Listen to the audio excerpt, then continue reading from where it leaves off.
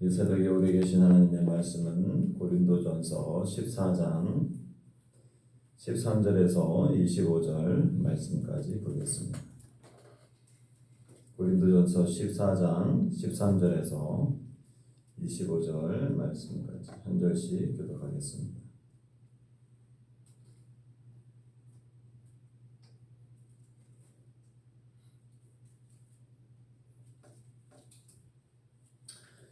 그러므로 방언을 말하는 자는 통역하기를 기도할지니 내가 만일 방언으로 기도하면 나의 영이 기도하거니와 나의 마음은 열매를 맺지 못하리라.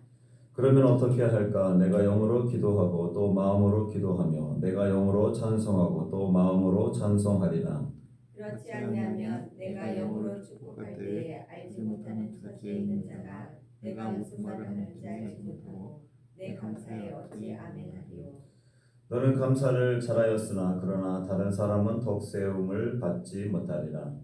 내가 너희 모든 사람보다 방언을 더 말함으로 하나님께 감사하노라.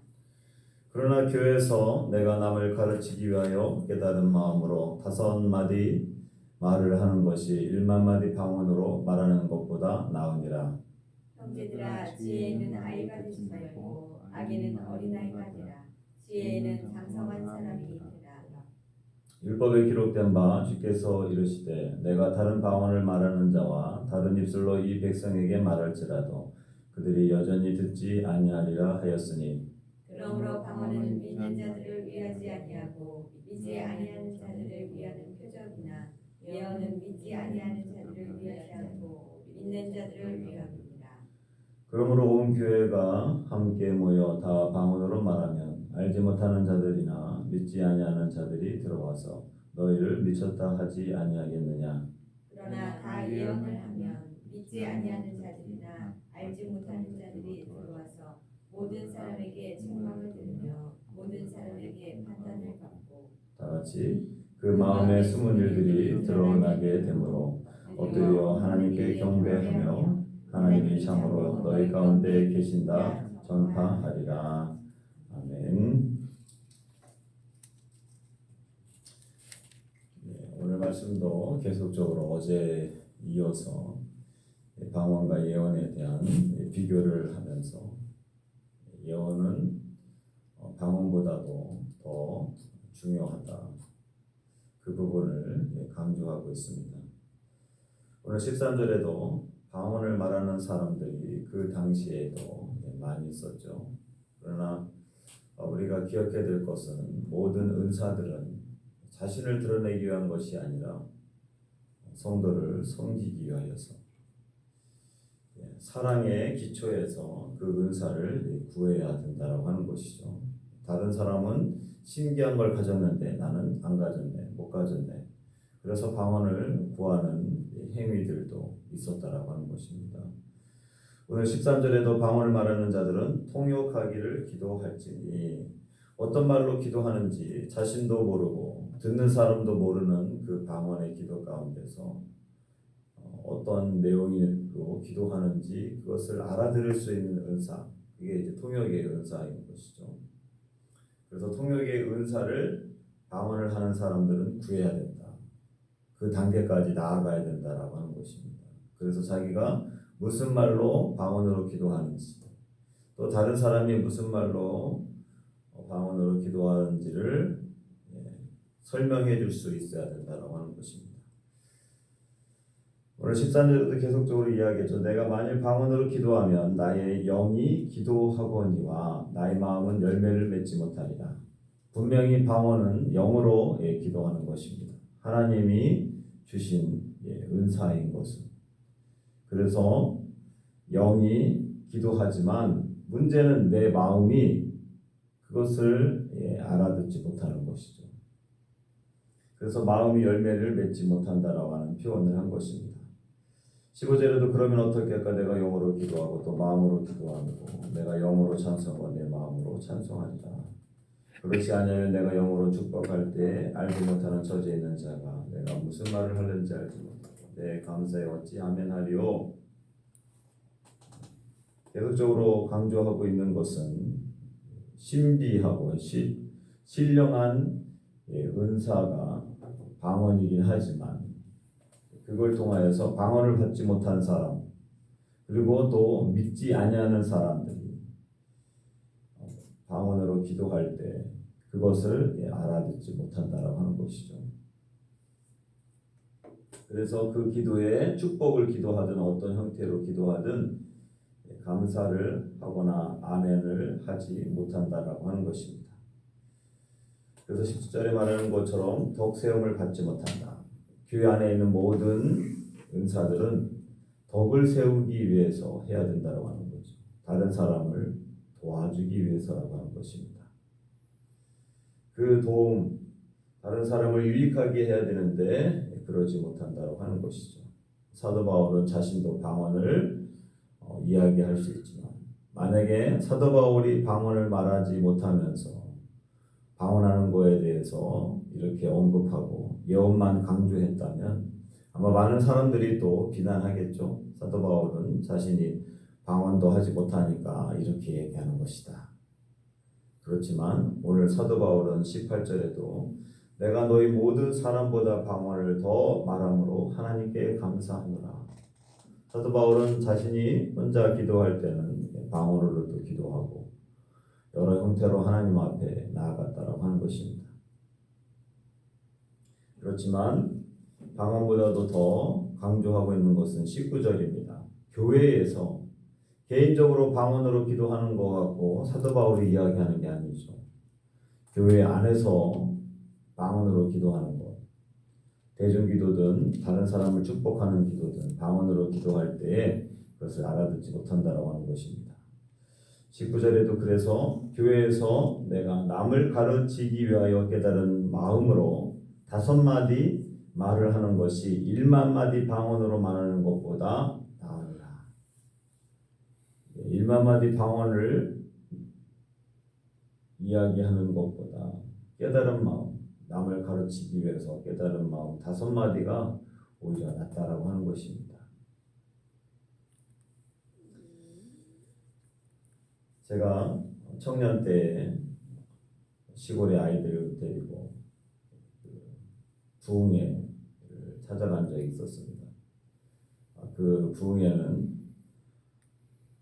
지금 생각해도 참 특이한 부흥회였다 생각이 듭니다.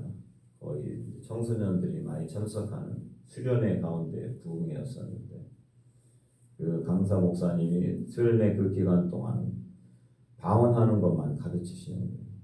그래서 방언할 수 있도록 설교 끝나고 나서는 그 모여 있는 청소년들에게 방언을 가르치는 거죠.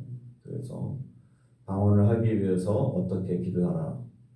간절하게 하나님 아버지만 아니면 뭐 할렐루야라든지 아멘이라든지 그 몇 개의 단어들을 무한 반복하게 했어요. 그러다 보니 혀가 꼬부라지고 방언할 수 있다. 그리고 그 기도를 계속 할 수 있도록 그걸 하지 못하면 오늘 점심은 없다 하는 식으로 그래서 아이들이 방언을 하는 친구들이 생겼고 그 당시에 저도 방언을 원래 하지 못했지만 방언을 하게 됐어요. 근데 문제는 그 방언을 했을 때 내가 무슨 기도를 하고 있는지를 방언을 말하는 나도 못 알아듣는 것이죠. 그래서 많은 학생들이 방언을 했지만 교회 수련회 갔다 와서 교회에서 모여서 기도할 때도 방언으로 기도하는 학생들이 있었습니다. 근데 문제는 그 방언이 하는 게 중요한 것이 아니라 왜 해야 되는가? 그 방언 기도는 왜 하나님 우리에게 주셨는가? 그것을 알지 못하고 마치 신비한 어떤 은사를 체험하고 경험한 것으로만 끝나버렸다라고 하는 것이죠. 그 이후에 그 친구들은 교회에 여러 가지 어려움들이 있어서 교회로 나오지 못하였습니다.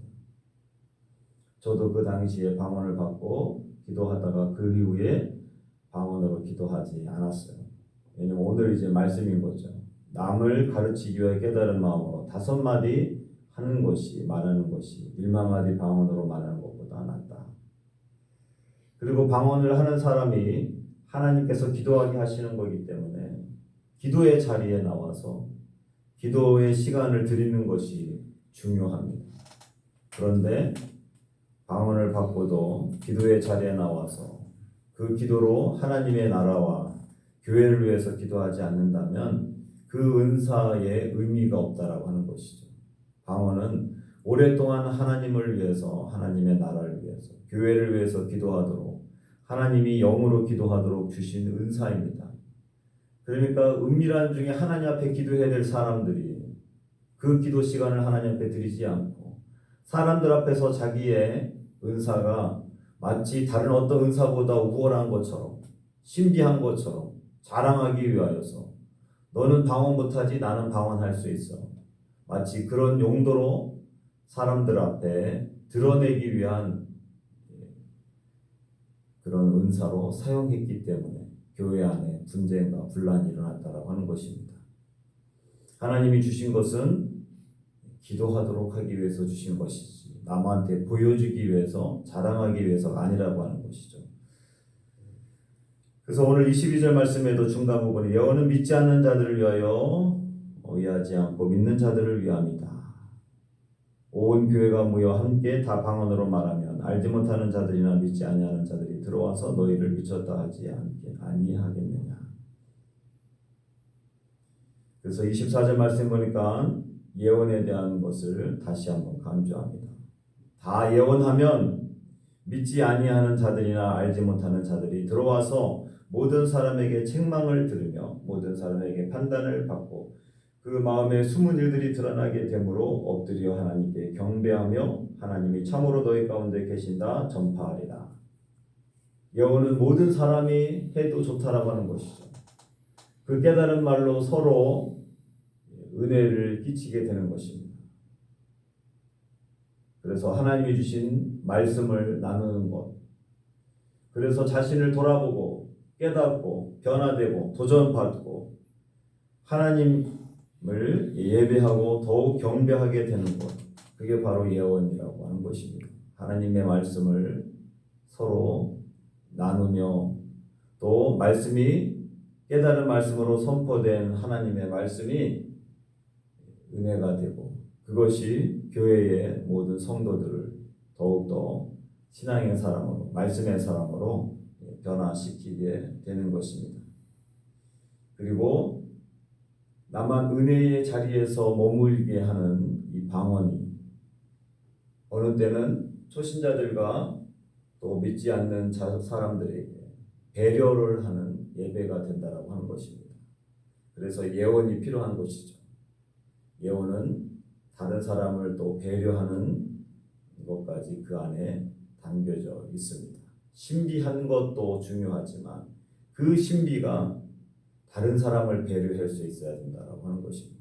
오늘도 사도 바울은 그 부분에서 이야기하며 특별히 오키나와 교회의 예언의 은사가 강력하게 또 말씀을 통해서 선포되고 말씀을 깨달은 은혜의 말씀들을 나누면서 또 그 예언의 은사들이 더욱더 많은 사람들에게 나타날 수 있기를 주님의 이름으로 축원합니다. 기도하겠습니다. 살아 역사하신 아버지 하나님 감사합니다. 1만 마디 방언보다 깨달은 5마디로 예언하는 것이 더 낫다라고 사도 바울은 이야기합니다. 방언을 받은 사람들은 통역하기를 위해서 기도해야 되고 방언으로 기도하면 영이 기도하지만 마음은 열매를 맺지 못한다라고 오늘 이야기합니다.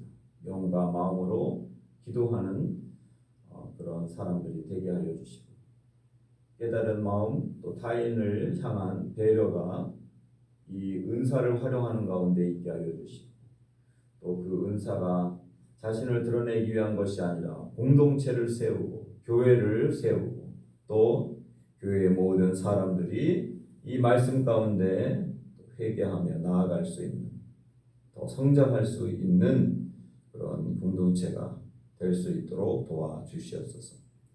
나만이 아니라 믿지 않는 사람들과 또 초신자들까지도 배려할 수 있는 그런 은혜가 우리 우리 교회 가운데도 있게 하여 주시옵소서. 오늘 이 하루도 온전히 주님께 맡깁니다. 오늘 수요 기도에도 은혜로 하나님께서 역사하여 주시옵소서. 감사하며 예수님의 이름으로 기도합니다. 아멘.